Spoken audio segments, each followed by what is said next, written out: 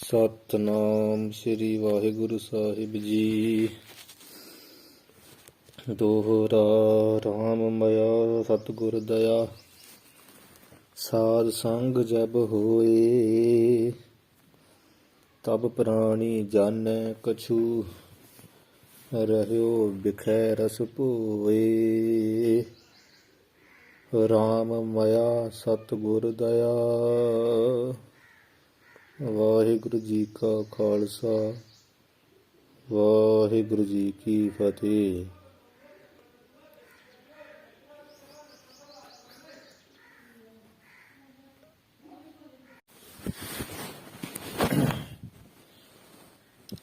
ਕੱਲ ਆਪਾਂ ਪਹਿਲੇ ਵਿਸ਼ਰਾਮ ਦਾ ਪਹਿਲਾ ਦੋਹਰਾ ਤੇ ਮੰਗਲਾਂ ਦੀ ਵਿਚਾਰ ਕੀਤੀ ਸੀ, ਜੋ ਕਿ ਸੰਤ ਅਨਾਥਪੁਰੀ ਜੀ ਨੇ ਪ੍ਰਯੋਜਨ ਅਨੁਬੰਧ ਨੂੰ ਸਿੱਧ ਕਰਨ ਲਈ ਇਸ ਗ੍ਰੰਥ ਦਾ ਪਰਮ ਪ੍ਰਯੋਜਨ ਹੀ ਹੈ,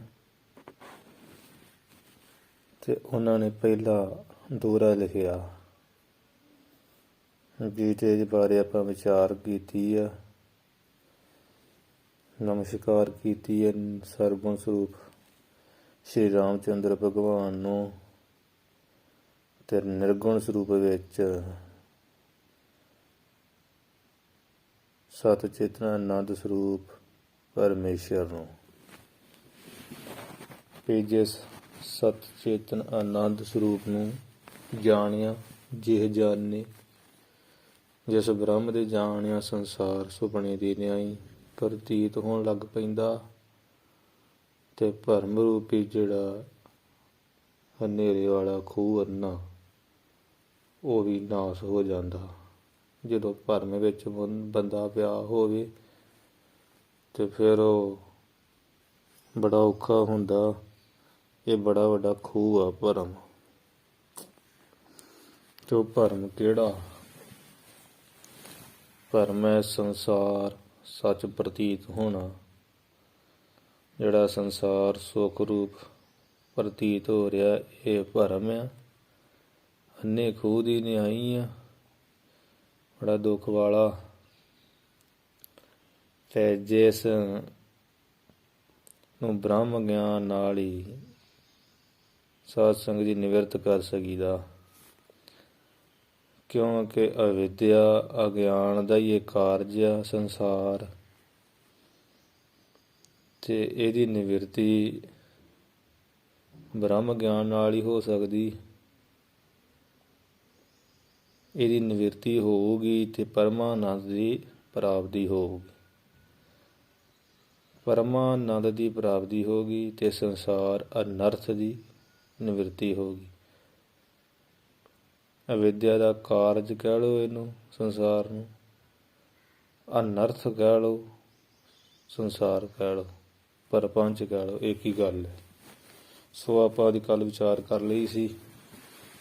ਇਹ ਯਾਦ ਰੱਖਣ ਵਾਲੀ ਗੱਲ ਹੈ ਵੀ ਪਹਿਲਾ ਜਿਹੜਾ ਦੋਹਰਾ, ਇਹਦੇ ਵਿੱਚ ਪ੍ਰਯੋਜਨ ਅਨੁਬੰਧ ਦਾ ਵਿਸ਼ਾ ਰੱਖਿਆ ਹੈ। ਹੁਣ ਅੱਗੇ ਆਪਾਂ ਸਰਵਣ ਕਰੀਏ ਦੂਸਰਾ ਦੋਹਰਾ। ਦੋਹਰਾ ਰਾਮ ਮਇਆ ਸਤਿਗੁਰ ਦਇਆ। ਇਹ ਭਾਈ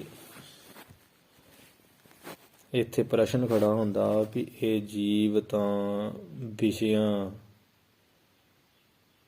ਵਿਕਾਰਾਂ ਆਦਿ ਦੇ ਵਿੱਚ ਗੁਲਤਾਨ ਹੋਇਆ ਪਿਆ ਹੈ, ਫਿਰ ਇਹ ਬ੍ਰਹਮ ਨੂੰ ਕਿਸ ਪ੍ਰਕਾਰ ਜਾਣ ਸਕਦਾ? ਭਾਵੇਂ ਤੇ ਜਾਣ ਹੀ ਨਹੀਂ ਸਕਦਾ। ਅੱਗੋਂ ਉੱਤਰ ਦਿੰਦੀ ਹੈ ਦੋਹਰੇ ਰਾਹੀਂ, ਰਾਮ ਮਇਆ ਸਤਿਗੁਰ ਦਇਆ। ਜਦੋਂ ਪਰਮਾਤਮਾ ਦੀ ਮਿਹਰ ਹੁੰਦੀ ਹੈ, ਮਇਆ ਨਾਮ ਮਿਹਰ ਦਾ, ਰਾਮ ਨਾਮ ਪਰਮੇਸ਼ਰ ਦਾ, ਪਰਮੇਸ਼ਰ ਦੀ ਜਦੋਂ ਮਿਹਰ ਹੁੰਦੀ, ਉਹ ਮਿਹਰ ਕੀ ਵੀ ਈਸ਼ਵਰ ਵਾਹਿਗੁਰੂ ਦੇ ਵਿੱਚ ਧਿਆਨ ਕਰਕੇ, ਜਦੋਂ ਧਿਆਨ ਲਾਉਣ ਕਰਕੇ ਜੋ ਚਿੱਤ ਦੀ ਇਕਾਗਰਤਾ ਹੁੰਦੀ, ਜਦੋਂ ਇਕਾਗਰਤਾ ਹੋ ਜਾਂਦੀ, ਫਿਰ ਸਤਿਗੁਰ ਦਇਆ। ਤੇ ਜਦੋਂ ਜਿਹੜੇ ਸਤਿਗੁਰੂ ਕਿਹੜੇ ਆ, ਸਤਿਪੁਰਖ ਜਿਨ ਜਾਣਿਆ ਸਤਿਗੁਰ ਕਿਸ ਕਾ ਨਾਉ। ਸਰਬ ਸੁਖਾਂ ਕਾ ਦਾਤਾ ਸਤਿਗੁਰ ਤਾ ਕੀ ਸਰਣੀ ਪਾਈਐ। ਉਹ ਸਤਿਗੁਰੂ ਬ੍ਰਹਮ ਸਰੋਤਰੀ, ਜਿਸ ਨੇ ਬ੍ਰਹਮ ਦੇ ਵਿੱਚ ਬਾਰੇ ਸਰਵਣ ਵੀ ਕੀਤਾ ਪੂਰਾ, ਤੇ ਬ੍ਰਹਮ ਨਿਸ਼ਠ, ਬ੍ਰਹਮ ਦੇ ਨਿਸ਼ਚਾ ਵੀ ਕੀਤਾ। ਸਾਖਿਆਤਕਾਰ ਜਿਹਨੇ ਕੀਤੀ ਹੈ, ਜਿਹਨੇ ਜਾਣਿਆ, ਨਿਸ਼ਠੀ ਨਿਸ਼ਚਾ ਕੀਤਾ, ਸਰਵਣ ਵੀ ਕੀਤਾ। ਬ੍ਰਹਮ ਸਰੋਤਰੀ, ਬ੍ਰਹਮ ਨਿਸ਼ਠੀ ਜਿਹੜੇ ਸਤਿਗੁਰੂ, ਜਦੋਂ ਦਿਆਲਤਾ ਹੁੰਦੀ ਹੈ ਐਸੇ ਸਤਿਗੁਰੂ ਦੀ, ਸਤਿਗੁਰ ਦਇਆ। ਫਿਰ ਸਾਧ ਸੰਗ ਜਬ ਹੋਏ, ਇੱਥੇ ਸਾਧ ਸੰਗ ਦੇ ਅੱਖਰ ਦੇ ਜਿਹੜਾ ਧੱਦੀ ਦੇ ਔਂਕੜ ਵੀ ਹੈ ਪਾਠ। ਸਾਧ ਸੰਗ ਫਿਰ ਸ਼ੁੱਧ ਹੋਊਗਾ। ਤੇ ਸਤਿਗੁਰਾਂ ਦੀ ਸਿੱਖਿਆ ਦਾ, ਜਿਹੜੀ ਸਿੱਖਿਆ ਦਾ ਤੱਤ ਸਿਧਾਂਤ ਆ, ਉਹ ਕੀ ਹੈ ਵੀ ਭਾਈ ਆਤਮਾ ਪਰਮਾਤਮਾ ਏਕ ਕਰ, ਸਭ ਗੋਬਿੰਦ ਹੈ, ਸਭ ਗੋਬਿੰਦ ਹੈ। ਅਨੇਕਾਂ ਗੁਰੂ ਕੇ ਸ਼ਬਦਾਂ ਦੇ ਤੁਧ ਬਿਨ ਦੂਜਾ ਨਾਹੀ ਕੋਈ। ਇਹ ਗੁਰੂ ਦੇ ਸਿਧਾਂਤ ਹੈ ਵੀ ਉਹਦੇ ਬਿਨਾਂ ਕੋਈ ਦੂਜਾ ਨਹੀਂ ਗਾ। ਉਹ ਘਟ ਘਟ ਵਿੱਚ ਵਸ ਰਿਹਾ ਹੈ। ਇਹੋ ਜਿਹਾ ਜਦੋਂ ਤੱਤ ਸਿਧਾਂਤ ਸਾਖਿਆਤਕਾਰ ਹੋ ਆਉਂਦਾ ਸਤਿਗੁਰ ਦੀ ਦਇਆ ਨਾਲ, ਸਤਿਗੁਰ ਦਇਆ, ਇਹ ਦਇਆ ਨਾਲ ਜਦੋਂ ਤੱਤ ਸਿਧਾਂਤ ਸਾਖਿਆਤਕਾਰ ਕਹੀਏ ਪ੍ਰਗਟ ਹੋ ਆਉਂਦਾ, ਫਿਰ ਸਾਧ ਸੰਗ ਜਬ ਹੋਏ, ਤੇ ਜਦੋਂ ਸਾਧ ਜਿਹੜੇ ਸ੍ਰੇਸ਼ਟ ਸਾਧੂ ਮਹਾਤਮਾ, ਉਹਨਾਂ ਮਹਾਤਮਾ ਜਿਨ੍ਹਾਂ ਦੀ ਸੰਗਤ ਹੋਏ ਕੀ ਹੁੰਦੀ ਹੈ,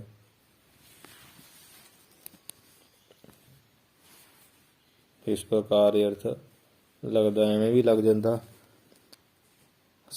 ਕਿ ਰਾਮ ਮਾਇਆ ਸਤਿਗੁਰ ਦਇਆ ਸਾਧ ਸੰਗ ਜਬ ਹੋਏ। ਹੁਣ ਉਲਟਾ ਅਰਥ ਕਰਕੇ ਸਾਧ ਸੰਗ ਜਬ ਹੋਏ, ਜਦੋਂ ਸਾਧੂ ਸੰਤਾਂ ਦੀ ਸੰਗਤ ਹੋਏ, ਪ੍ਰਾਪਤ ਹੋ ਜਾਏ, ਮਿਲ ਜਾਵੇ, ਤਾਂ ਫਿਰ ਕੀ ਹੁੰਦਾ ਵੀ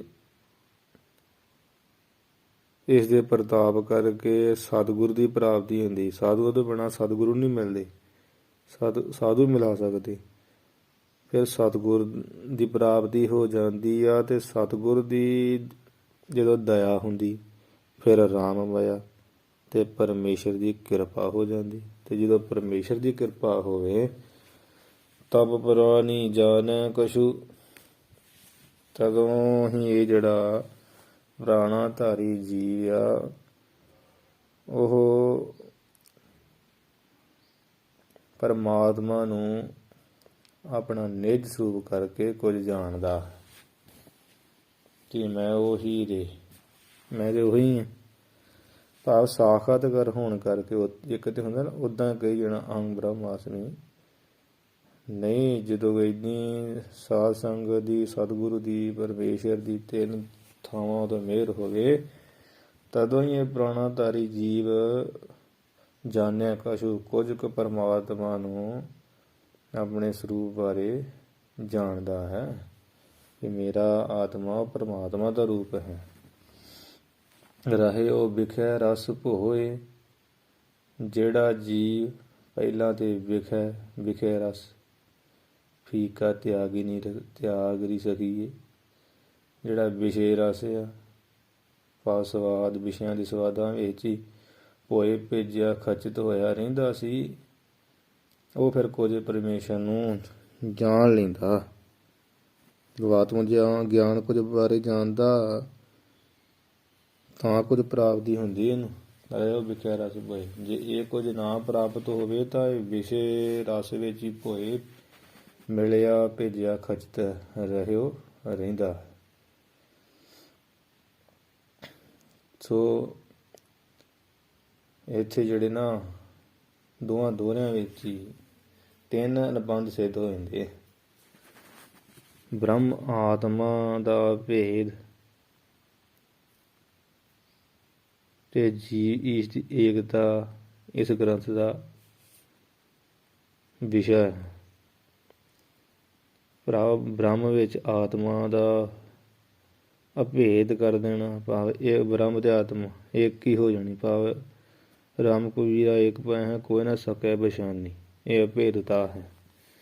ਜਿਉਂ ਜਲ ਮੈਂ ਜਲਾਏ ਖਟਾਨਾ ਤਿਉਂ ਜੋਤੀ ਸੰਗ ਜੋਤ ਸਮਾਨਾ। ਜੇ ਪਾਣੀ ਦੀ ਬੂੰਦ ਸਮੁੰਦਰ ਵਿੱਚ ਮਿਲ ਜਾਂਦੀ, ਐਵੇਂ ਆਤਮਾ ਜੋ ਬੂੰਦ ਦੀ ਨਹੀਂ ਬ੍ਰਹਮ ਵਿੱਚ ਮਿਲ ਜਾਂਦੀ ਹੈ। ਅਭੇਦਤਾ, ਇਹਨੂੰ ਅਭੇਦਤਾ ਕਹਿੰਦੇ। ਜੀਵ ਈਸ਼ ਦੀ ਏਕਤਾ, ਜਿਹੜਾ ਜੀਵ ਈਸ਼ ਦਾ ਭੇਦ ਪਿਆ ਸੀ ਨਾ, ਮੈਂ ਜੀਵ ਹਾਂ ਉਹ ਈਸ਼ ਹੈ, ਇਹ ਵੀ ਏਕਤਾ ਹੋ ਜਾਣੀ। ਇਹ ਗ੍ਰੰਥ ਦਾ ਵਿਸ਼ਾ ਆ ਇਸ ਦਾ। ਉਹ ਪਿੱਛੇ ਵੀ ਆਪਾਂ ਦੱਸਿਆ ਵੀ 4 ਪ੍ਰਕਾਰ ਦੇ ਅਨੁਬੰਧ ਹੁੰਦੇ। ਇਹ ਗ੍ਰੰਥ ਦਾ ਵਿਸ਼ਾ 4 ਅਨੁਬੰਧਾਂ ਵਿੱਚ ਕੋਈ ਵਿਸ਼ਾ ਅਨੁਬੰਧ, ਇਹਦਾ ਵਿਸ਼ਾ ਕੀ ਹੈ? ਉਹ ਹੈ ਜੀਵ ਈਸ਼ ਦੀ ਏਕਤਾ। ਤੇ ਇਸ ਕਰਕੇ ਪਹਿਲੇ ਦੋਹਰੇ ਵਿੱਚ ਹੀ ਪ੍ਰਯੋਜਨ ਅਨੁਬੰਧ ਦਾ ਕਥਨ ਕੀਤਾ। ਉਹ ਆਪਾਂ ਸਰਵਣ ਕਰ ਹੀ ਲਿਆ। ਪ੍ਰਯੋਜਨ ਕੀ ਇਸ ਗ੍ਰੰਥ ਦਾ? ਪਰਮਾਨੰਦ ਦੀ ਪ੍ਰਾਪਤੀ ਤੇ ਅਤਿਅੰਤ ਦੁੱਖਾਂ ਦੀ ਨਿਵਰਤੀ। ਦੂਸਰੇ ਦੋਹਰੇ ਵਿੱਚ ਵਿਸ਼ੇ ਅਨੁਬੰਧ ਕਥਨ ਕੀਤਾ। ਰਾਮ ਮਾਇਆ ਸਤਿਗੁਰ ਦਇਆ ਸਾਧ ਸੰਗ ਜਬ ਹੋਏ। ਗ੍ਰੰਥ ਦਾ ਵਿਸ਼ਾ ਵੀ ਇਹ ਆ ਤੇ ਇਹਦੇ ਵਿੱਚ ਵਿਸ਼ੇ ਅਨੁਬੰਧ ਦੀ ਕਥਨ ਕੀਤਾ। ਵਿਸ਼ੇ ਅਨੁਬੰਧ ਹੀ ਹੈ ਨਾ, ਕਿ ਪ੍ਰਾਣੀ ਜਾਣ ਜਾਂਦਾ ਕਿ ਮੇਰਾ ਜਿਹੜਾ ਆਤਮਾ ਉਹਦੇ ਪਰਮਾਤਮਾ ਦਾ ਰੂਪ ਹੈ। ਇਸ ਪ੍ਰਕਾਰ ਇਹ ਵਿਸ਼ੇ ਅਨੁਬੰਧ ਕਥਨ ਕੀਤਾ ਦੂਜੇ ਦੋਹਰੇ 'ਚ। ਤੇ ਤੀਜਾ ਜਿਹੜਾ ਅਧਿਕਾਰੀ ਅਨੁਬੰਧ ਆ, ਉਹ ਚੌਥੇ ਇਸ ਗ੍ਰੰਥ ਦੇ ਵਿਸ਼ਰਾਮ ਵਿੱਚ, ਭਾਵ ਅਧਿਆਏ ਸਮਝ ਲਓ, ਵਿਸ਼ਰਾਮ ਸਮਝ ਲਓ। ਵਿਸ਼ਰਾਮ ਵਿੱਚ ਕਥਨ ਕਰਨਗੇ ਵੀ ਅਧਿਕਾਰੀ ਕਿਹੜਾ ਗ੍ਰੰਥ ਪੜ੍ਹਨ ਦਾ। ਜਿੱਥੋਂ ਇਹ 3 ਅਨੁਬੰਧ ਬਣ ਜਾਣ, ਸੰਬੰਧ ਅਨੁਬੰਧ ਆਪਣੇ ਆਪ ਹੀ ਸਿੱਧ ਹੋ ਜਾਂਦਾ। ਵਿਸ਼ਾ ਜੀਵ ਈਸ਼ ਦੀ ਏਕਤਾ ਹੋ ਗਈ ਕਿ ਉਹ ਕੀ ਹੋ ਗਿਆ? ਪ੍ਰਤਿਪਾਦੇ। ਜਿਹੜਾ ਵਿਸ਼ਾ ਉਹ ਪ੍ਰਤਿਪਾਦੇ, ਤੇ ਜਿਹੜਾ ਉਸ ਵਿਸ਼ੇ ਨੂੰ ਕਹਿਣ ਵਾਲਾ ਹੁੰਦਾ ਵਾ ਉਹ ਹੁੰਦਾ ਪ੍ਰਤਿਪਾਦਕ। ਠੀਕ ਹੈ ਨਾ? ਉਹ ਕਵੀ ਜੀ ਦਾ ਸੰਬੰਧ ਅਨੁਬੰਧ ਬਣਦਾ। ਕਵੀ ਜੀ ਦਾ ਤੇ ਵਿਸ਼ੇ ਦਾ ਸੰਬੰਧ ਅਨੁਬੰਧ ਹੈ। ਸੰਬੰਧ ਅਨੁਬੰਧ ਤੋਂ ਬਿਨਾਂ ਜਿਹੜਾ ਹੈ ਉਹ ਸਿੱਧ ਹੀ ਨਹੀਂ ਹੁੰਦਾ। ਪਤੀ ਪਤਨੀ ਇਹ ਸੰਬੰਧ ਹੈ। ਤਿੰਨਾਂ ਅਨੁਬੰਧਾਂ ਦੇ ਬਣਨ ਨਾਲ ਸੰਬੰਧ ਅਨੁਬੰਧ ਆਪਣੇ ਆਪ ਹੀ ਸਿੱਧ ਹੋ ਜਾਂਦਾ ਹੈ। ਜਿਵੇਂ ਪਿੱਛੇ ਸਰਵਣ ਆਪਾਂ ਕਰ ਰਹੇ ਹਾਂ, ਪ੍ਰਤਿਪਾਦੈ, ਭਾਵ ਪ੍ਰਤਿਪਾਦੇ ਹੁੰਦਾ ਵਿਸ਼ਾ ਤੇ ਉਹ ਇਹ ਜੋ ਸਲਾਹੁਣੇ ਯੋਗ ਹੋਵੇ, ਸਲਾਹੁਣੇ ਯੋਗ ਦੇ ਬ੍ਰਾਹਮੀ ਹੈ ਤੇ ਉਸ ਨੂੰ ਸਲਾਹੁਣ ਯੋਗ ਜੋ ਸਲਾਹੁਣੇ ਯੋਗ ਬੜਾ ਸੂਝਵਾਨ ਹੋਏ, ਬੜੇ ਸੋਹਣੇ ਸੂਝਵਾਨ ਢੰਗ ਨਾਲ ਕਹੇ, ਉਹਨੂੰ ਕਹਿੰਦੇ ਪ੍ਰਤਿਪਾਦਕ। ਉਹ ਕਵੀ ਨੇ ਬੜੇ ਸੋਹਣੇ ਢੰਗ ਨਾਲ ਹੀ ਇਹ ਗ੍ਰੰਥ ਲਿਖਿਆ। ਜਿਵੇਂ ਗ੍ਰੰਥ ਦਾ ਵਿਸ਼ੇ ਦਾ, ਗ੍ਰੰਥ ਦੇ ਵਿਸ਼ੇ ਦਾ ਤੇ ਕਵੀ ਦਾ ਸੰਬੰਧ ਹੈ, ਸੰਬੰਧ ਅਨੁਬੰਧ ਹੈ। ਸਾਰੇ ਅਨੁਬੰਧ ਦੇ ਵਿੱਚ ਹੋ ਗਏ। ਹੁਣ ਇੱਥੇ ਅਨੁਬੰਧ ਕਥਨ ਕਰਕੇ ਅੱਗੇ ਆਪਣੇ ਵਿਦਿਆ ਗੁਰੂ ਦਾ ਮੰਗਲ ਅਤੇ ਗ੍ਰੰਥ ਰਚਨ ਦੀ ਪ੍ਰਤਿਗਿਆ ਕਥਨ ਕਰਦੇ। ਦੋਹਰਾ ਪਦ ਬੰਧਨ ਆਨੰਦ ਯੁਤ। ਕਵੀ ਜੀ ਇਸ ਗ੍ਰੰਥ ਦੇ ਵਿੱਚ ਤੀਜਾ ਮੰਗਲ ਜਿਹੜਾ ਆਪਣੇ ਵਿਦਿਆਧਾਰੀ ਦਾ ਮੰਗਲ ਕਰਦੇ, ਮੋਨੀ ਗੁਰੂ ਦਾ। ਇਹਨਾਂ ਦੇ ਗੁਰੂ ਮੋਨੀ ਸਨ। ਕਹਿੰਦੇ ਸਭ ਤੋਂ ਪਹਿਲਾਂ ਮੈਂ ਕਰ ਸ੍ਰੀ ਦੇਵ ਮੁਰਾਰ, ਇਥੋਂ ਅਰਥ ਲੈਣਾ। ਜਿਹੜੇ ਮੁਰ ਦੈਂਤ ਦਾ ਨਾਸ ਕਰਨ ਵਾਲੇ,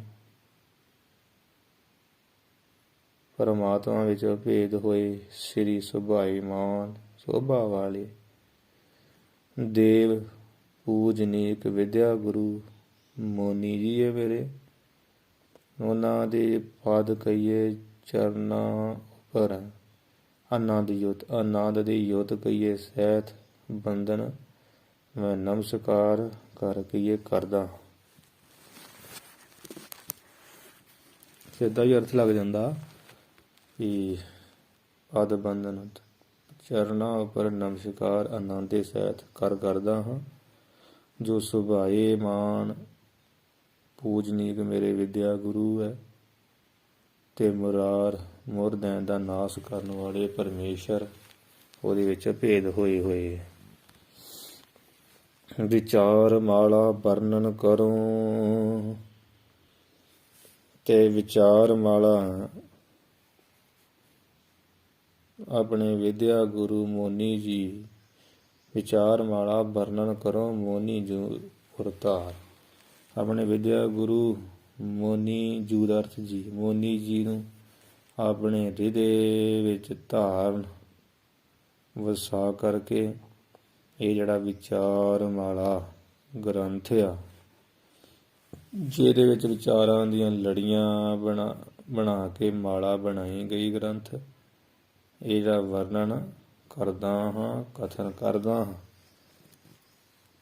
ਪਦ ਬੰਧਨ ਆਨੰਦ ਯੁੱਧ ਮੈਂ ਕਹਿੰਦੇ ਨਮਸਕਾਰ ਕਰਦਾ ਹਾਂ ਵਿਦਿਆ ਗੁਰੂ ਜੀ ਦੇ ਚਰਨ ਕਮਲਾਂ ਦੇ ਉੱਪਰ, ਜੋ ਕਿ ਬਹੁਤ ਆਨੰਦ ਸਹਿਤ ਹੈ। ਤੇ ਹੋਰ ਵੀ ਅਰਥ ਲੱਗਦਾ ਸ੍ਰੀ ਦੇਵ ਮੁਰਾ, ਸ੍ਰੀ ਦਾ ਅਰਥ ਆਪਾਂ ਪਿਛੇ ਵੀ ਕੀਤਾ ਵੀ ਸ੍ਰੇਅ ਹੁੰਦਾ, ਉਹ ਨਾ ਮੁਕਤੀ ਦੇਣ ਵਾਲਾ, ਅਥਵਾ ਸ੍ਰੀ ਸੁਭਾਏ ਮਾਨ ਹਨ।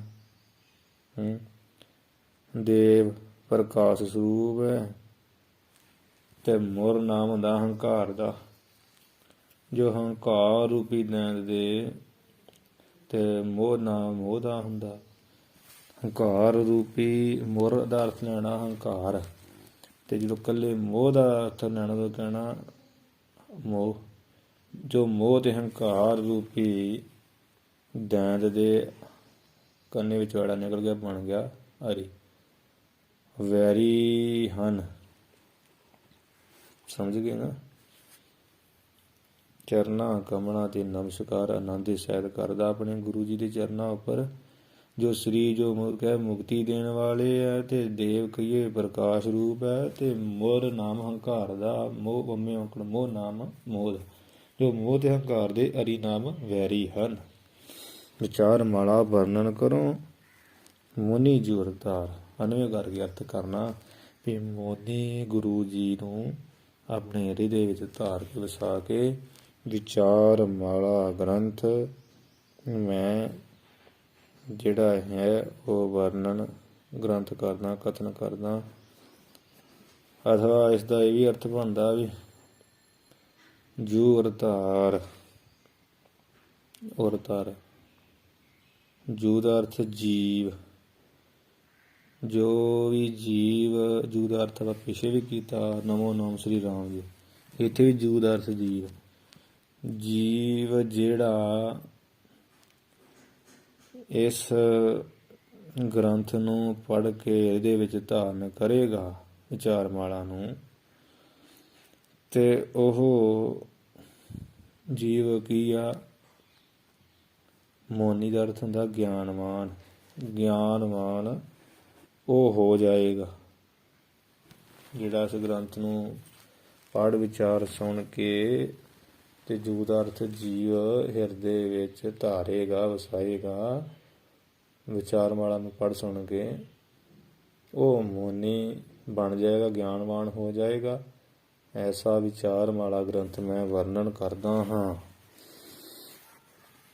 ਕਿੰ ਮੋਨੰ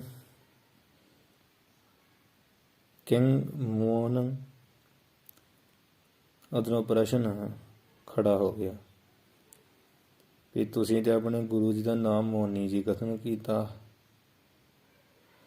ਤੇ ਸਵਾਮੀ ਜੀ ਮੋਨ ਦੇ 4 ਪ੍ਰਕਾਰ ਦਾ ਹੁੰਦਾ। ਪੰਡਿਤ ਨਾਥ ਜੀ 4 ਪ੍ਰਕਾਰ ਦਾ ਮੋਨ ਹੁੰਦਾ, ਗੁੰਗ ਮੋਨ, ਜੜ ਮੋਨ, ਕਾਸ਼ਟ ਮੋਨ, ਗਿਆਨ ਮੋਨ। ਇਸ ਪ੍ਰਕਾਰ ਦੇ 4 ਮੋਨਾਂ ਵਿੱਚੋਂ ਤੁਹਾਡੇ ਗੁਰੂ ਨੇ ਕਿਹੜਾ ਮੋਨ ਧਾਰਨ ਕੀਤਾ? ਕਿੰਗ ਮੋਨ, ਵੀ ਕਿਹੜਾ ਮੋਨ ਧਾਰਨ ਕੀਤਾ? ਇਹ ਪ੍ਰਸ਼ਨ ਹੋ ਗਿਆ। ਤੇ ਜਿਗਿਆਸੂ ਨੇ ਪੁੱਛ ਲਿਆ 4 ਪ੍ਰਕਾਰ ਦਾ ਮੋਨ ਉਹਦਾ ਥੋੜ੍ਹਾ ਐਵੇਂ ਖੁਲਾਸਾ ਵੀ ਗੁੰਗ ਮੌਨ। ਪਹਿਲਾ ਮੌਨ ਉਹ ਜੋ ਕਿਸੇ ਬਿਮਾਰੀ ਦੇ ਕਾਰਨ ਜ਼ੁਬਾਨ ਬੰਦ ਹੋ ਜਾਣੀ ਬਾਅਦ ਵਿੱਚ, ਜਾਂ ਜ਼ੁਬਾਨ ਜਾਂ ਜਨਮ ਤੋਂ ਹੀ ਜ਼ੁਬਾਨ ਬੰਦ ਹੋਣੀ, ਕੁਝ ਬੋਲ ਨਾ ਸਕਣਾ ਪੈਦਾ ਹੁੰਦਿਆਂ ਹੀ, ਇਸ ਨੂੰ ਗੁੰਗ ਮੌਨ ਆਖਦੇ ਆ। ਕਿਸੇ ਬਿਮਾਰੀ ਕਾਰਨ ਜ਼ੁਬਾਨ ਬੰਦ ਹੋ ਜਾਏ ਜਾਂ ਜਨਮ ਤੋਂ ਹੀ ਜ਼ੁਬਾਨ ਬੰਦ ਹੋਣੀ, ਭਾਵ ਬਚਪਨ ਤੋਂ ਹੀ ਪੈਦਾ ਹੁੰਦੇ ਹੀ ਇਹੋ ਜਿਹੇ ਹੋਣਾ। ਇੱਕ ਹੁੰਦਾ ਜੜ ਮੌਨ, ਵੀ ਪਹਿਲਾਂ ਤਾਂ ਬੜਾ ਬੋਲਣਾ, ਕਿਸੇ ਵਿਦਵਾਨ ਦੇ ਅੱਗੇ ਬੈਠ ਜਾਣਾ ਅਤੇ ਉੱਥੇ ਕੋਈ ਗੱਲ ਨਾ ਆਉਣੀ, ਫਿਰ ਐਂ ਜਿਵੇਂ ਜੜ ਰੁੱਖ ਹੁੰਦਾ ਨਾ, ਇੱਦਾਂ ਬੈਠ ਜਾਣਾ, ਚੁੱਪ ਕਰਕੇ ਖੜੋਤੇ ਰਹਿਣਾ, ਅਤੇ ਇਸ ਦਾ ਨਾਮ ਜੜ ਮੌਨ ਹੈ। ਤੀਸਰਾ ਕਾਸ਼ਟ ਮੌਨ। ਕਾਸ਼ਟ ਹੁੰਦਾ ਲੱਕੜ, ਲੱਕੜ ਵਾਂਗ ਸਖਤ ਹੱਠ ਧਰ ਕੇ, ਜਿਵੇਂ ਲੱਕੜ ਨੂੰ ਕੋਈ ਕੁਹਾੜਾ ਮਾਰੇ, ਹਵਾ ਆਵੇ ਤਾਂ ਹਿਲਦੀ ਹੁਲਦੀ ਨਹੀਂ ਨਾ, ਇਸੇ ਤਰ੍ਹਾਂ ਹੱਠ ਧਰ ਕੇ ਕਿਸੇ ਮੰਤਰ ਆਦਿ ਦਾ ਜਾਪ ਕਰਨ ਵਾਸਤੇ, ਕੋਈ ਸ਼ਿਲਾ ਕੱਢਣ ਵਾਸਤੇ ਚੁੱਪ ਧਾਰਨ ਕਰ ਰੱਖਣੀ। ਜਿਵੇਂ ਲੱਕੜ ਬੋਲਦੀ ਬਾਲਦੀ ਨੇ, ਐਵੇਂ ਲੱਕੜ ਵਾਂਗ ਹੀ ਚੁੱਪ ਧਾਰਨ ਕਰ ਲੈਣੀ, ਉਹਨੂੰ ਕਾਸ਼ਟ ਮੌਨ ਆਖਦੇ। ਚੌਥਾ ਮਹਾਨ ਮੌਨ ਹੈ, ਉਹ ਕੀ ਗਿਆਨ ਮੌਨ। ਪਰਮਾਤਮਾ ਨੂੰ ਹੀ ਸਭ ਜਗ੍ਹਾ ਵਿਆਪਕ ਜਾਣ ਕੇ ਉਸ ਦੇ ਨਾਮ ਸਿਮਰਨ ਵਿੱਚ ਅੱਠੇ ਪੈਰ ਲੀਨ ਰਹਿਣਾ, ਅਤੇ ਦੁਨੀਆ ਨਾਲ ਕੋਈ ਬੋਲ ਚਾਲ ਨਾ ਹੋਣੀ, ਕੋਈ ਸੰਸਾਰੀ ਗੱਲ ਨਾ ਕਰਨੀ, ਇਸ ਦਾ ਨਾਮ ਗਿਆਨ ਮੌਨ ਹੈ। ਇਹ ਗਿਆਨੀਆਂ ਦਾ ਮੌਨ ਆ ਕਿ ਸਭ ਥਾਂ ਪਰਮਾਤਮਾ ਵਿਆਪਕ ਰਿਹਾ, ਅਤੇ ਵੀ ਗੱਲ ਕਾਹਨੂੰ ਕਰਨੀ, ਉਹਦੇ ਨਾਮ ਸਿਮਰਨ ਵਿੱਚ ਅੱਠੇ ਪੈਰ ਹੀ ਲੀਨ ਰਹਿਣਾ।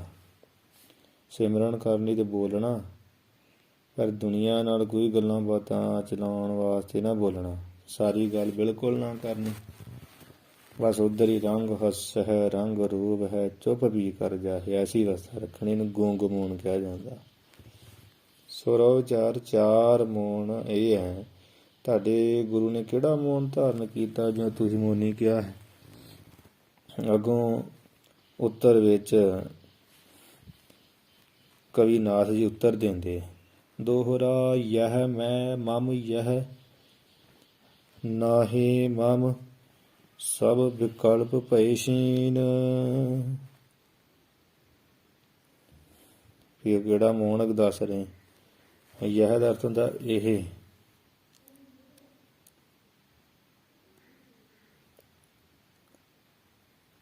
ਤੇ ਯਹ ਮੈਂ, ਇਹ ਮੈਂ ਹਾਂ, ਭਾਵ ਇਹ ਮੇਰਾ ਜਿਹੜਾ ਸਰੀਰ ਨਾ, ਇਹਨੂੰ ਵੀ ਇੱਕ ਗਾਣਾ, ਇਹ ਮੇਰਾ ਸਰੀਰ ਹੈ, ਯਹ ਮੈਂ, ਇਹ ਮੈਂ ਹਾਂ। ਮਮ ਯਹ, ਇਹ, ਯਹ ਦਾ ਅਰਥ ਇਹ ਮੇਰਾ ਹੈ, ਆ ਮੈਂ ਹਾਂ, ਤੇ ਯਹ ਮੇਰਾ, ਇਹ ਮੇਰਾ ਸਰੀਰ ਹੈ, ਜਾਂ ਮੇਰੇ ਸੰਬੰਧੀ ਆ, ਆ ਮੇਰੇ ਪਦਾਰਥ ਹਨ। ਨਾਹੀ ਮਮ ਅਤੇ ਨਾਹੀ ਮਮ, ਹੋਰ ਨਾ ਘਰਾਂ ਦੀਆਂ ਚੀਜ਼ਾਂ ਵੇਖ ਕੇ, ਪਦਾਰਥ ਵੇਖ ਕੇ ਕਹਿਣਾ ਇਹ ਨਾਹੀ ਮਮ, ਮੇਰੇ ਨਹੀਂ। ਜਿਹੜੀ ਘਰ ਚੀਜ਼ ਪਈ ਇਹਨੂੰ ਕਹਿਣਾ ਮੇਰੀ ਹੈ, ਅਤੇ ਆਹ ਕਿੱਦਾਂ ਹਮ, ਆਹ ਤੇ ਮੈਂ ਇੱਦਾਂ ਹਾਂ, ਅਤੇ ਇਹ ਕਹਿਣਾ ਯਹ ਮੈਂ ਮਮ ਯਹ, ਇਹ ਮੇਰੇ ਸੰਬੰਧੀ ਹੈ, ਮੇਰੇ ਰਿਸ਼ਤੇਦਾਰ, ਨਾਹੀ ਮਮ, ਆਹ ਮੇਰਾ ਨਹੀਂ ਹੈ। ਸਭ ਵਿਕਲਪ ਭਏ ਸ਼ੀਨ, ਇਹ ਸਭ, ਇਹ ਸਾਰੇ ਜਿਹੜੇ ਵਿਕਲਪ ਹੈ ਨਾ, ਸੰਦੇਹ ਸੰਸ਼ੇ ਆ, ਇਹ ਸਾਰੇ ਦੇ ਸਾਰੇ ਹੀ ਸੰਕਲਪ ਵਿਕਲਪ ਸ਼ੀਨ ਨਾਸ ਹੋ ਗਏ ਹਨ, ਖਤਮ ਹੋ ਗਏ। ਵਿਕਲਪ ਸੰਧੀਕਰਨ ਕਰਕੇ ਵੇਦ ਅਰਥਾਂ ਦਾ ਵਿਸ਼ੇਸ਼, ਵੇਦ ਅਰਥ ਉਲਟ ਵੀ ਹੁੰਦਾ, ਇੱਥੇ ਵਿਸ਼ੇਸ਼, ਵਿਸ਼ੇਸ਼ ਕਰਕੇ ਜਿਹੜੀ ਕਲਪ ਕਲਪਨਾ ਕਰਨੀ, ਖਿਆਲ ਕਰਨੀ ਤਰ੍ਹਾਂ ਤਰ੍ਹਾਂ ਦੀ, ਇਹ ਸਾਰੀ ਵਿਕਲਪ ਕਰਨ ਦੀ ਕਲਪਨਾ ਨਾਸ ਹੋ ਗਈ ਹੈ। ਪਰਮਾਤਮ ਪੂਰਨ ਸਗਲ, ਤੇ ਪਰਮਾਤਮਾ ਜੋ ਪਰਮ ਆਤਮਾ ਪ੍ਰਭੂ ਹੈ, ਸਕਲ ਸਾਰੇ ਉਹ ਪੂਰਨ ਕਹੀਏ ਪਰਿਪੂਰਨ ਜਾਣ ਕੇ, ਪਰਿਪੂਰਨ ਹੈ ਐਸਾ ਜਾਨ ਮੋਹਨ ਤਾਲੀਨ। ਐਸਾ ਜਾਣ ਕਰਕੇ ਕਹਿੰਦੇ ਵੀ ਮੇਰੇ ਮੋਹਨੀ ਗੁਰੂ ਨੇ ਮੌਨਤਾ ਜਿਹੜੀ ਹੈ ਉਹ ਲੈ ਲਈ ਹੈ, ਮੌਨਤਾ ਲਈ।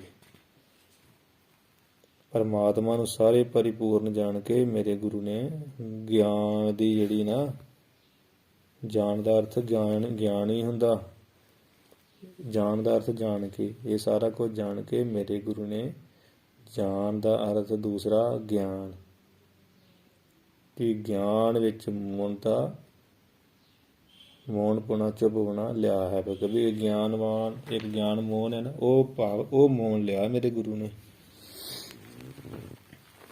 ਪਰਮਾਤਮ ਸਪੂਰਨ ਸਗਲ, ਕਿ ਪਰਮਾਤਮਾ ਸਗਲ ਸਾਰੇ ਬ੍ਰਹਿਮੰਡਾਂ ਵਿੱਚ ਹੀ ਪੂਰਨ ਵਿਆਪਕ ਪਰਿਪੂਰਨ ਹੋ ਰਿਹਾ ਹੈ, ਤੇ ਉਸ ਨੂੰ ਆਪਣਾ ਨਿਜ ਸਰੂਪ ਜਾਣ ਸਮਝ ਕਰਕੇ, ਐਸਾ ਉਸਦਾ ਗਿਆਨ ਲੈ ਕਰਕੇ ਉਸ ਦੇ ਵਿੱਚ ਆਪਣੇ ਜਿਹੜੀ ਚਿੱਤ ਦੀ ਬਿਰਤੀ ਆ ਉਹ ਲੀਨ ਮਿਲਾ ਦਿੱਤੀ ਹੈ, ਮਿਲਾ ਲਈ ਹੈ। ਇਸ ਨੂੰ ਹੀ ਅਸਲੀ ਜਿਹੜਾ ਗਿਆਨ ਮੌਨਤਾ ਕਹੀਏ, ਮੌਨ ਕਹਿੰਦੇ ਹਨ। ਅਥਵਾ ਇਹਦਾ ਕੀ ਅਰਥ ਲਾਉਣਾ, ਸਭ ਵਿੱਚ ਆਪਣਾ ਸਰੂਪ ਜਾਣ ਕੇ ਪਰਮਾਤਮਾ ਪੂਰਨ ਸਕਲ ਸਾਰਿਆਂ ਵਿੱਚ ਆਪਣਾ ਸਰੂਪ ਜਾਣ ਕੇ ਮੌਨ ਧਾਰਨ ਕੀਤਾ ਹੈ। ਤੇ ਇਸ ਪ੍ਰਕਾਰ ਕਹਿੰਦੇ ਵੀ ਮੇਰੇ ਜਿਹੜੇ ਵਿਦਿਆ ਗੁਰੂ ਜੀ ਆ ਉਹ ਗਿਆਨ, ਜਾਣ ਦਾ ਅਰਥ ਗਿਆਨ, ਗਿਆਨ ਮੌਨ ਦੇ ਵਿੱਚ ਸਥਿਤ ਹਨ।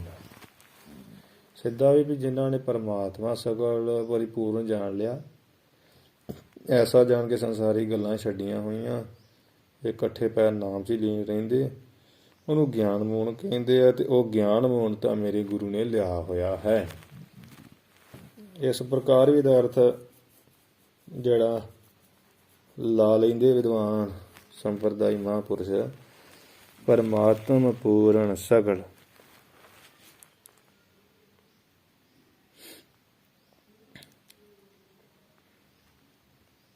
परमात्मा कि परमात्मा की जड़ा अन्नमय कोश है, आत्मा सब परे ना इन्हां तो, अन्नमय कोश, प्राणमय कोश, मनमय कोश, विज्ञानमय कोश।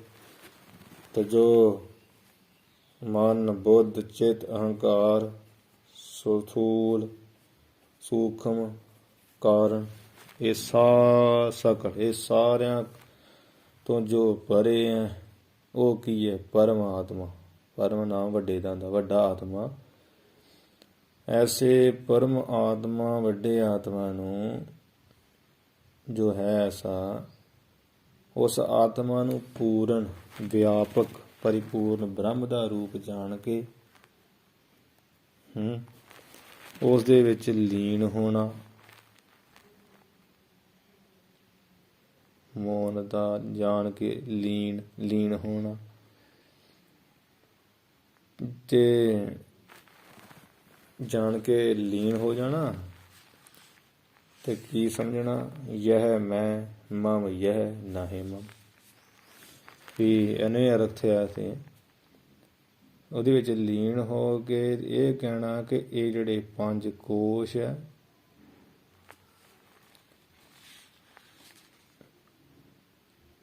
ਪੰਜ ਕੋਸ਼ ਹੀ ਮੇਰਾ ਸਰੂਪ ਹਨ। ਜਿਹੜਾ ਵੀ ਉਹ ਵਾਹਿਗੁਰੂ ਬ੍ਰਹਮ ਵਿੱਚ ਰੂਪ ਜਾਣ ਕੇ ਆਪਣੇ ਆਤਮਾ ਨੂੰ ਉਹਦੇ ਵਿੱਚ ਲੀਨ ਹੋਣਾ, ਤੇ ਜੋ ਇਹ ਕਹਿਣਾ ਕਿ ਪੰਜ ਕੋਸ਼ ਹੀ ਮੇਰਾ ਸਰੂਪ ਹਨ, ਜਾਂ ਮਾਮਯ ਹੈ, ਤੇ ਇਹ ਪੰਜ ਕੋਸ਼ ਮੇਰਾ ਹੀ ਦ੍ਰਿਸ਼ ਹੈ, ਮੇਰਾ ਸਰੂਪ ਹੈ, ਇਤਿਆਦਿਕ ਇਹੋ ਜਿਹੇ ਜਿਹੜੇ ਹੈ ਨਾਹੀ ਮਮ ਜਾਂ ਮੇਰਾ ਨਹੀਂ ਹੈ, ਇਹੋ ਜਿਹੇ ਜਿਹੜੇ ਕਿੰਨੇ ਵਿਕਲਪ ਆ ਨਾ, ਸੰਸੇ ਆ, ਕਲਪਨਾਵਾਂ ਨਿਵਰਤ ਹੋਣ ਨਿਵਰਤ ਹੋਣ ਮੋਹਨ ਨੂੰ ਮੇਰੇ ਗੁਰੂ ਨੇ ਅੰਗੀਕਾਰ ਕੀਤਾ ਹੈ। ਇਹੋ ਜਿਹੇ ਜਿਹੜੇ ਵਿਕਲਪ ਉਹ ਸਾਰੇ ਉਹਨਾਂ ਦੇ ਛੀਨ ਨਾਸ ਹੋ ਗਏ ਆ। ਵੀ ਇਹ ਮੈਂ ਮੇਰੇ 5 ਕੋਸ਼ 5 ਪ੍ਰਾਣ ਇਹ ਸਰੀਰ ਆਤਮਾ ਸਰੂਪ ਜਾਣ ਕੇ ਫਿਰ ਵੀ ਕਹਿਣਾ ਇਹ ਮੇਰਾ ਮਮ ਯਹ ਇਹ ਮੇਰਾ ਸਰੀਰ ਹੈ, ਮਮ ਯਹ ਇਹ 5 ਕੋਸ਼ ਮੈਂ ਹਾਂ ਜਾਂ ਨਾ ਹੈ ਮਮ ਤੇ ਫਲਾਣਾ ਪਦਾਰਥ ਮੇਰਾ ਨਹੀਂ। ਇਹ ਜਿਹੜੇ ਸੰਕਲਪ ਵਿਕਲਪ ਆ ਇਹ ਸਭ ਨਾਸ ਹੋ ਗਏ। ਕਿਵੇਂ?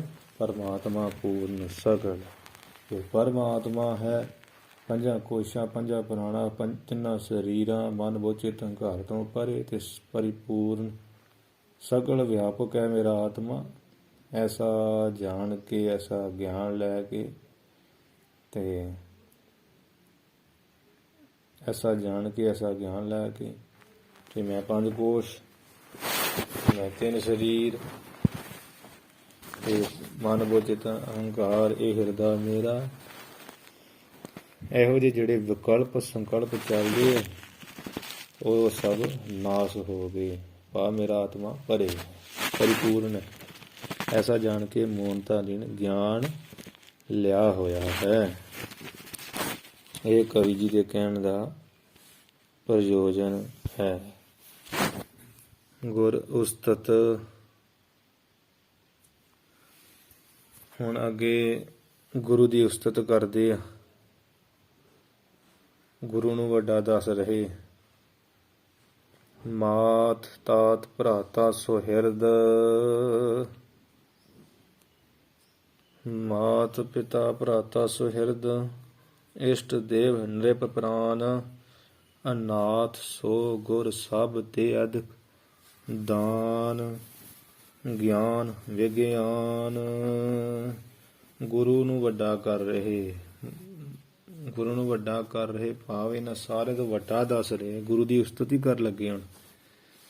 ਜਿਵੇਂ ਸਤਿਗੁਰੂ ਜੀ ਨੇ 3 ਸ਼ਬਦਾਂ ਵਿੱਚ ਸਤੋਤਰ ਲਿਖਿਆ। ਗੁਰ ਕੀ ਮੂਰਤ ਮਨ ਮੈਂ ਧਿਆਨ ਗੁਰ ਕੈ ਸ਼ਬਦ ਮੰਤਰ ਮਨ ਮਾਨ।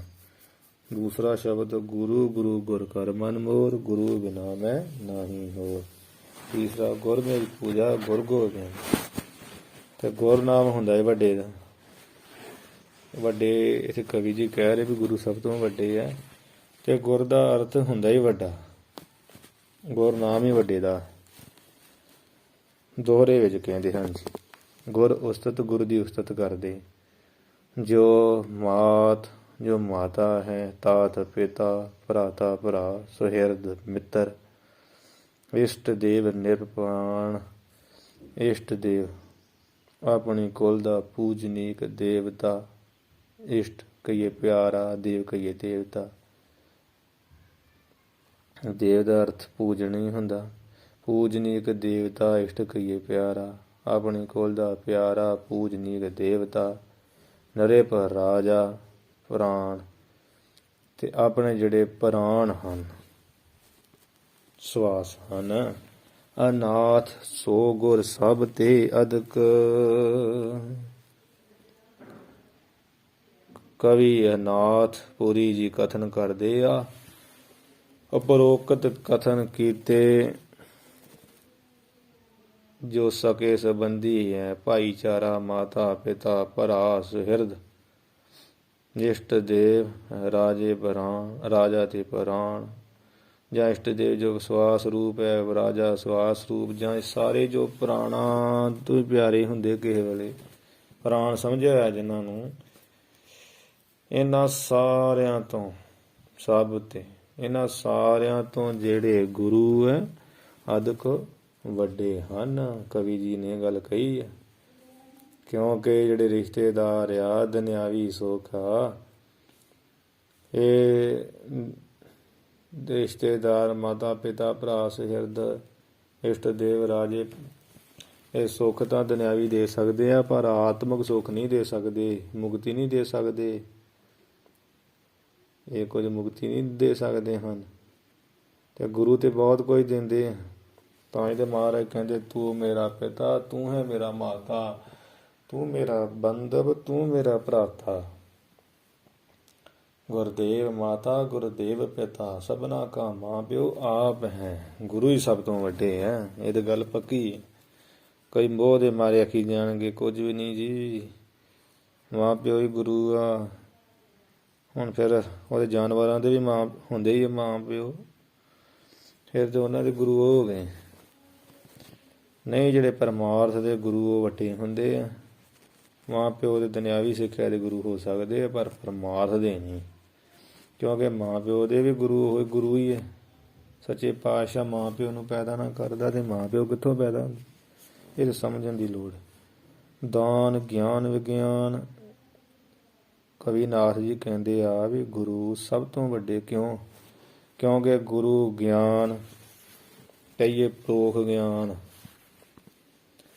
ਤੇ ਵਿਗਿਆਨ ਕਹੀਏ ਅਪਰੋਖ ਗਿਆਨ, ਇਹ ਬਖਸ਼ਿਸ਼ ਕਰਦੇ ਆ, ਇਹਦਾ ਦਾਨ ਦਿੰਦੇ। ਪਰੋਖ ਅਪਰੋਖ ਗਿਆਨ ਦਾ ਦਾਨ ਦੇਣ ਵਾਲੇ, ਜਾਂ ਗਿਆਨ ਵਿਗਿਆਨ ਭਾਵ ਗਿਆਨਾਂ ਵਿੱਚੋਂ, ਗਿਆਨ ਦਾ ਅਰਥ ਗਿਆਨਾਂ ਵਿੱਚ ਜਿਹੜਾ ਆਤਮ ਗਿਆਨ, ਇਹ ਵਿਗਿਆਨ ਵਿਸ਼ੇਸ਼ ਗਿਆਨ ਆ। ਆਤਮ ਗਿਆਨ ਦੇਣ ਵਾਲੇ ਗੁਰੂ ਮਹਾਰਾਜ ਦੀ ਇਹ ਗੱਲ ਹੈ। ਤੇ ਪਰੋਖ ਅਪਰੋਖ ਗਿਆਨ ਕਿਹਨੂੰ ਕਹਿੰਦੇ ਵੀ ਅੱਗੇ ਵੱਡਿਆਂ ਗ੍ਰੰਥਾਂ 'ਚ ਆ ਜਾਂਦਾ। ਪਰੋਖ ਗਿਆਨ ਦੇ ਵਿਦਵਾਨ ਕਈ ਅਰਥ ਕਰਦੇ ਆ ਵੀ ਪਰੋਖ ਦਾ ਅਰਥ ਹੁੰਦਾ ਪੜਦੇ ਵਾਲਾ ਗਿਆਨ, ਪਰੋਖ ਦਾ ਅਰਥ ਹੁੰਦਾ ਓਲਾ, ਓਲੇ ਵਾਲਾ ਗਿਆਨ ਵੀ ਰੱਬ ਹੈ, ਬ੍ਰਹਮ ਹੈ। ਉਹ ਪਤਾ ਕਿਵੇਂ ਲੱਗਦਾ, ਕੋਈ ਦੱਸੇ ਵੀ ਰੱਬ ਹੈਗਾ, ਕਹਿੰਦਾ ਠੀਕ, ਪਤਾ ਲੱਗ ਗਿਆ ਵੀ ਹਾਂ ਰੱਬ ਹੈ, ਪਰ ਦੇਖਿਆ ਕੋਈ ਨਹੀਂ ਆ, ਸੁਣਿਆ ਆ ਤੇ ਸੁਣੇ ਤੋਂ ਹੀ ਸਿੱਧ ਹੋਇਆ। ਓਲੇ ਦਾ ਗਿਆਨ ਪ੍ਰਤੱਖ ਨਹੀਂ ਹੈ, ਸਾਹਮਣੇ ਨਹੀਂ। ਅਪਰੋਖ ਗਿਆਨ ਕੀ ਹੁੰਦਾ, ਪੜਦੇ ਤੋਂ ਬਿਨਾਂ ਗਿਆਨ, ਸਾਖਿਆਤਕਾਰ ਕਰਨਾ। ਜਿੱਦਾਂ ਹੁਣ ਕੋਈ ਕਹਿ ਦੇ ਹੁਣ ਆਪਣੇ ਅੰਦਰ ਰੱਬ ਵਸਦਾ ਹੀ ਹੈ ਤੇ ਇਹ ਤੋਂ ਕਹਿਣਾ ਵੀ ਤੂੰ ਹੀ ਬ੍ਰਹਮ ਹੈ, ਉਹ ਸੁਣ ਕੇ ਪਤਾ ਲੱਗ ਗਿਆ ਵੀ ਹਾਂ ਮੈਂ ਬ੍ਰਹਮ, ਵੀ ਤੇਰੇ ਅੰਦਰ ਹੈ ਰੱਬ, ਅੱਛਾ ਹੈ ਪਰ ਪ੍ਰਗਟ ਨਹੀਂ ਹੋਇਆ, ਉਹਨੂੰ ਕਹੀਦਾ ਪਰੋਖ ਗਿਆਨ ਭਾਵ ਪੜਦੇ ਦਾ ਗਿਆਨ, ਓਲੇ ਦਾ ਗਿਆਨ, ਸਾਖਿਆਤਕਾਰ ਨਹੀਂ ਹੋਇਆ।